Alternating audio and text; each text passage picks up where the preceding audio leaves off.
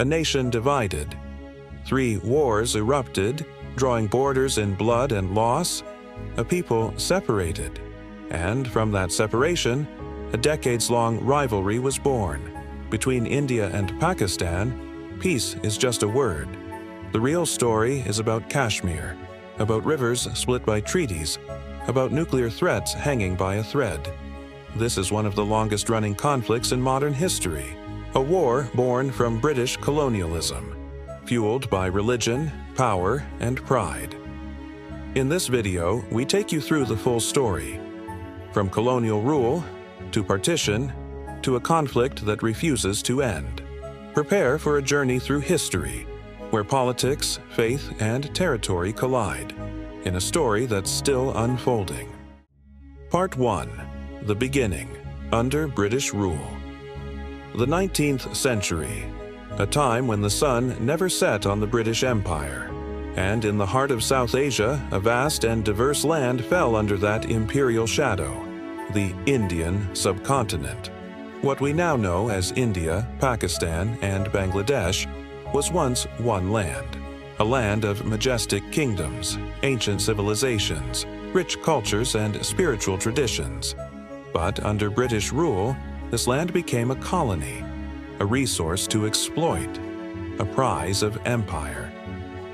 The British came as traders through the East India Company, but they stayed as rulers, tightening their grip until they controlled not just ports and commerce, but people, politics, and the very soul of the region. The British Raj, formal colonial rule, was declared in 1858 after a bloody rebellion that the British called the Sepoy Mutiny, and Indians remember as the First War of Independence. From that moment, Britain ruled with an iron hand and a cold heart. But ruling India wasn't simple. This was a land of religious and ethnic complexity.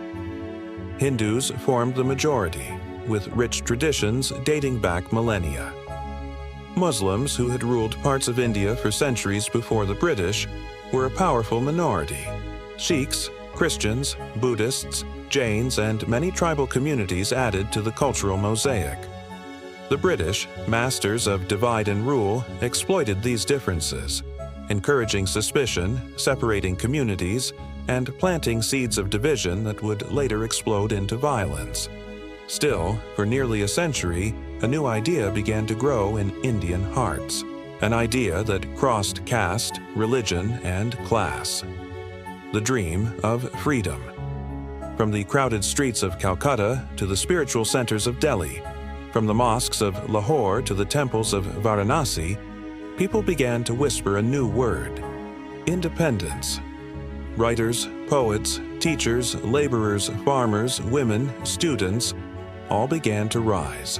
The Indian National Congress emerged in 1885, first as a platform for dialogue with the British, later as a movement of resistance. Muslim leaders, too, began organizing, first alongside Hindus, then separately, as communal tensions increased. And by the early 20th century, that dream of independence was no longer a whisper, it was a roar.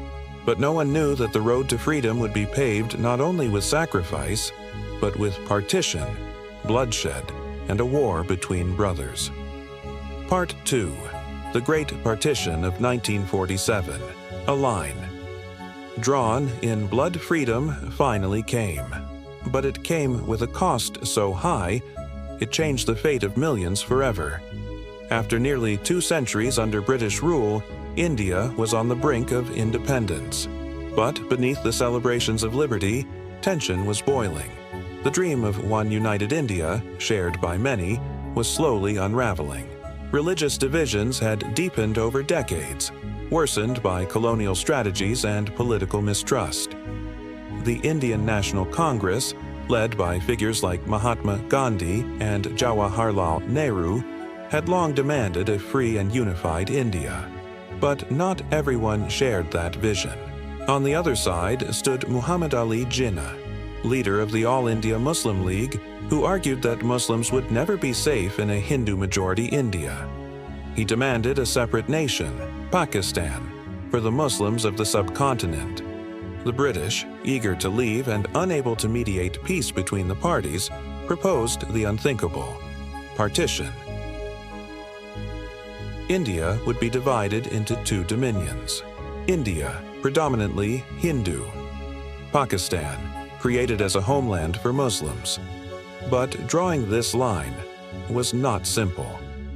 A British lawyer named Cyril Radcliffe, who had never been to India, was tasked with creating borders for nations he didn't know, splitting provinces, communities, families, even entire cities, in just 5 weeks. The result was catastrophic. On August 14, 1947, Pakistan was born. On August 15, 1947, India became independent, but celebration quickly turned into chaos. Over 15 million people were forced to leave their homes in the largest mass migration in human history. Muslims fled India for Pakistan. Hindus and Sikhs fled Pakistan for India. What followed was horror. Trains arrived full of corpses. Villages were set ablaze. Women were kidnapped, assaulted, murdered. Temples, mosques, and gurdwaras were destroyed. It wasn't just a partition of land, it was a partition of hearts. Conservative estimates suggest over 1 million people were killed, but the real toll, physical, emotional, and generational, is immeasurable. Families torn apart, communities shattered, trust destroyed. And in the midst of this tragedy, a new conflict began to rise. The princely state of Jammu and Kashmir, a Muslim-majority region ruled by a Hindu king, had not yet joined either India or Pakistan, and both nations wanted it.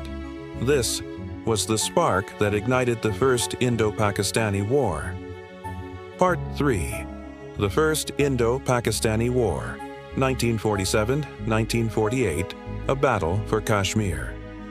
The flames of partition had barely begun to die down, and already the borders of the newly formed nations of India and Pakistan were about to face their first test: Kashmir, a region that would become the flashpoint for decades of conflict.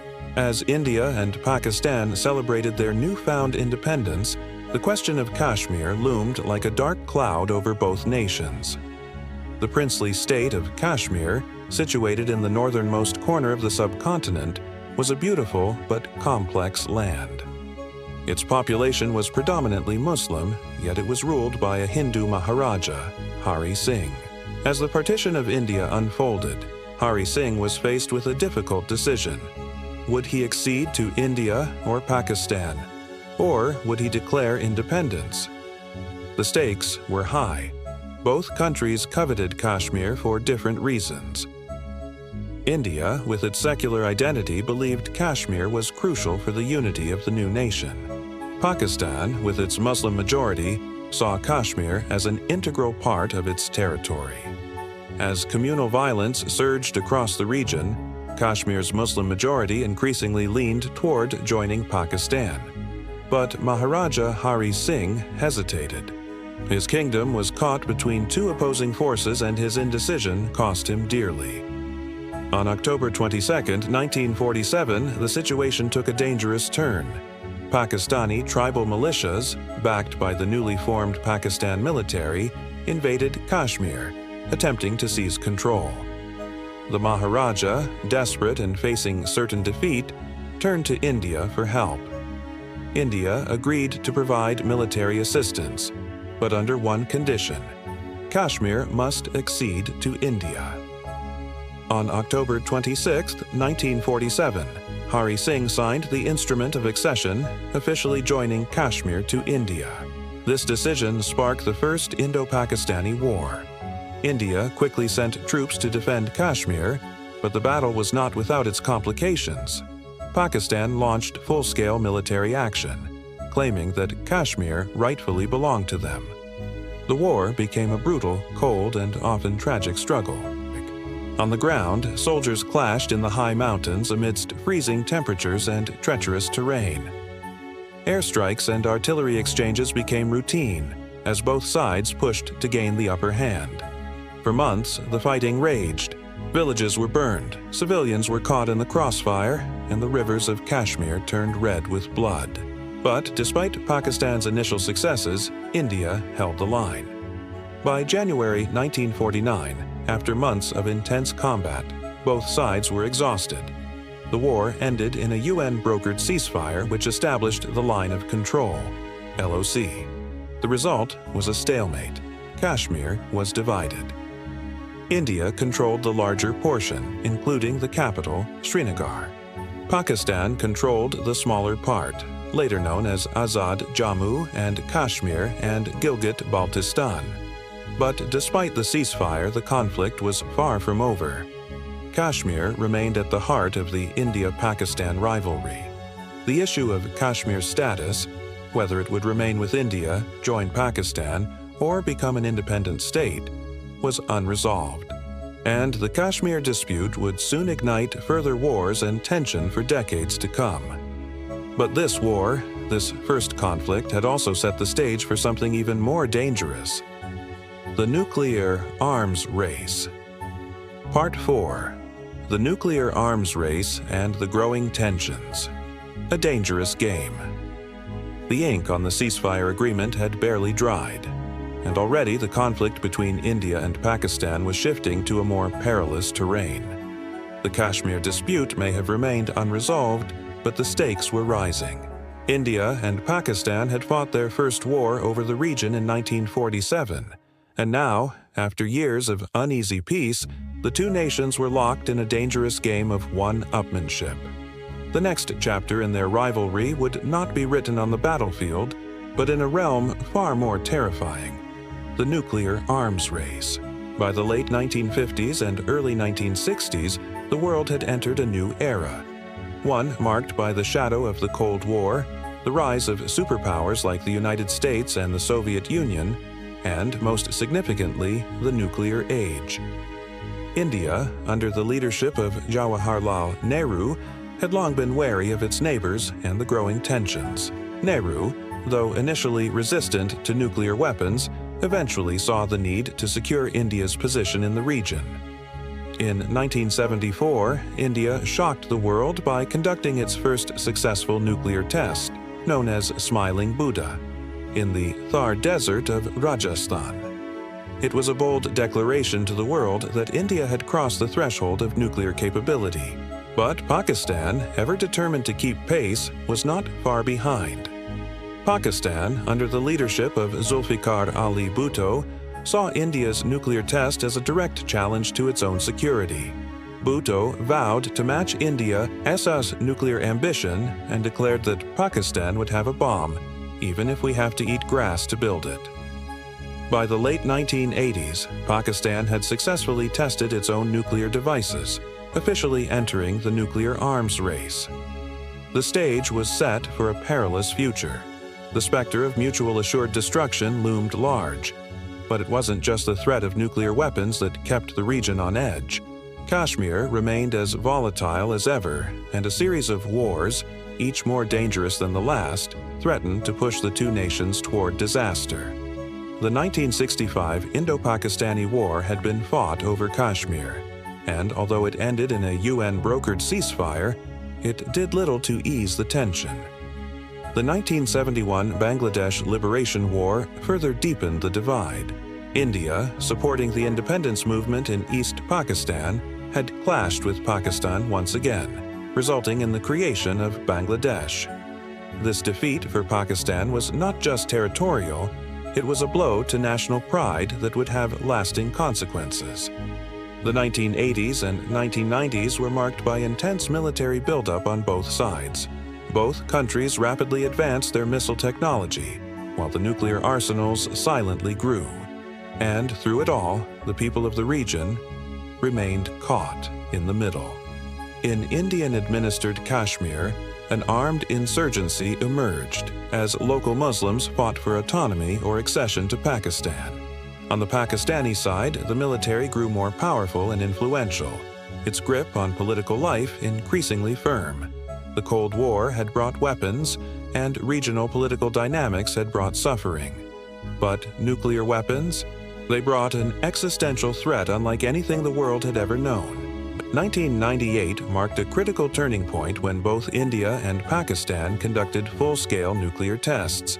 India first in May, and Pakistan shortly after. This act turned the subcontinent into a nuclear flashpoint. In the blink of an eye, both countries now had the power to destroy each other, perhaps even the world. The Kashmir issue remained unresolved, and the tension over it intensified further. The threat of nuclear war hung heavy over the region, a constant reminder of just how close the two nations had come and could come again to total annihilation. As the world entered the 21st century, it became clear. The India-Pakistan conflict was no longer just about land or religion. It was about survival. And the nuclear arms race had made it a race where the stakes were higher than ever before. Part 5. The Kargil Conflict and Beyond. A war at the edge of disaster. The Cold War was over, but the tensions between India and Pakistan had only intensified. Both nations had nuclear weapons, and their rivalry had entered a more dangerous phase.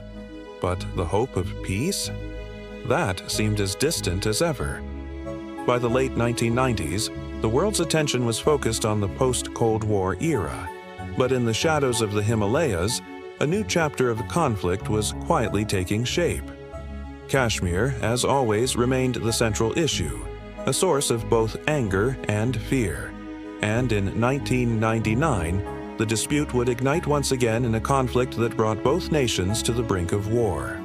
The Kargil War was one of the most intense, brutal, and perilous episodes of the entire India-Pakistan rivalry.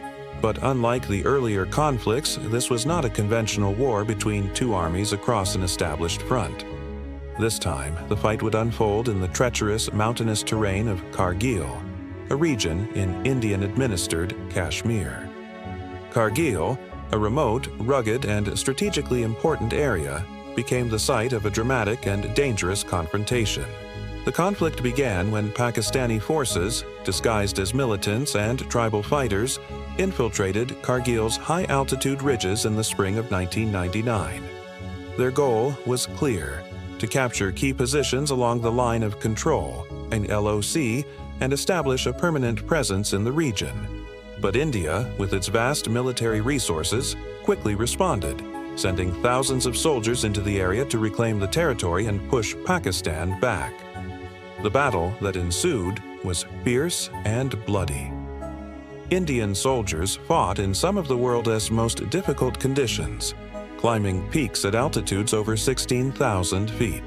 The Pakistani forces, meanwhile, were entrenched in positions that were nearly impossible to assault. The war was intense, with both sides suffering heavy casualties. Airstrikes and artillery bombardments rang through the air, and Kargil's mountains became a battlefield of devastation. But despite Pakistan's initial advances, India eventually regained control of the territory. By July 1999, Indian forces had pushed Pakistani forces back across the line of control. The Kargil War lasted just 2 months, but the consequences were far-reaching. Over 1,000 soldiers were killed, with most of the casualties coming from the Indian side. It was the first major conflict between the two nuclear-armed nations since they both declared themselves nuclear powers. The world watched in horror, knowing that the conflict could easily escalate into full-scale war, and even the use of nuclear weapons. But despite the devastating loss of life and the world's growing concern, both India and Pakistan walked back from the brink. The international community, particularly the United States, pressured Pakistan to end the conflict. Pakistan's Prime Minister, Nawaz Sharif, under immense diplomatic and military pressure, agreed to a ceasefire. But the legacy of Kargil remained. The war not only highlighted the deadly seriousness of the India-Pakistan rivalry, but it also revealed the fragility of peace in the region. The Kargil conflict, though brief, underscored the reality that despite nuclear deterrence, India and Pakistan were still willing to risk war over Kashmir, territory that both nations believed was vital to their survival and identity. Beyond Kargil, The Cold War never truly ended, but the Kargil War was not the end. The Kargil conflict, while shocking, did not shift the dynamics of the India-Pakistan rivalry. In fact, it set the stage for a new phase of tensions, one marked by terrorism, proxy wars, and continuous military standoffs. Kashmir, still a hotbed of insurgency, remained the source of constant conflict. Both nations developed increasingly advanced military capabilities, including missile defense systems, advanced aircraft, and nuclear-powered submarines. Terrorism became a new weapon in the conflict. Pakistan was accused of supporting militant groups that fought against Indian forces in Kashmir.